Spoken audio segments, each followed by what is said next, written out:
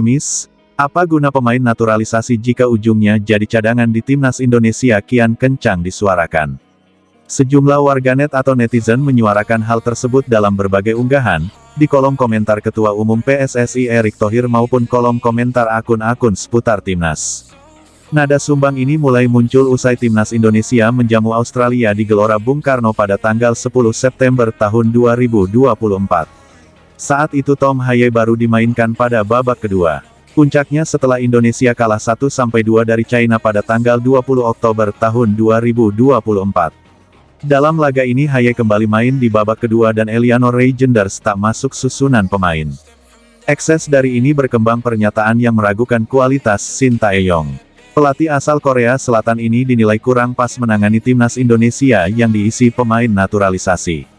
Namun, apakah pemain-pemain naturalisasi harus selalu inti? Apakah pula Shin harus diganti agar performa tim merah putih lebih baik dari saat ini?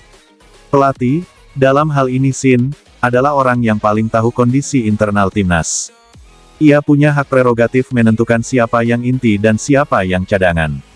Dikotomi pemain naturalisasi harus inti dan pemain nasional jadi pelapis, tak perlu terjadi.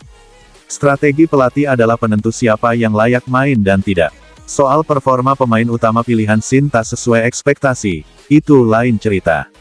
Shin niscaya mengoreksi penampilan pemain yang tak sesuai keinginan dan harapan. Karena itu, naturalisasi atau bukan tak bisa menjadi acuan apakah Shin layak atau tidak menangani timnas. Yang bisa menjadi acuan adalah terpenuhinya target. Jika target yang dicanangkan PSSI bisa dipenuhi, mengganti pelatih malah bisa jadi bumerang. Mengganti pelatih bukan jaminan performa timnas Indonesia akan lebih baik. Pada tanggal 25 November tahun 2024, PSSI merilis berita bahwa dua pelatih kelas dunia telah menjadi korban sengitnya persaingan Grup C kualifikasi Piala Dunia 2026. Dua pelatih yang dimaksud adalah Graham Arnold yang dipecat Australia dan Roberto Mancini yang diputus kontrak Arab Saudi.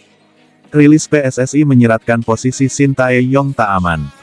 Ketua Umum PSSI Erick Thohir lantas menegaskan bahwa timnas Indonesia minimal harus menempati peringkat keempat Grup C pada Juni tahun 2024 nanti agar lolos ke putaran keempat. Sejatinya, untuk mengetahui peluang bertengger di peringkat keempat tak perlu sampai akhir Juni tahun depan. Seusai dua laga periode November sudah mulai bisa diukur. Jika kalah dari Jepang dan Arab Saudi, peluang Indonesia berada di peringkat keempat akan menipis.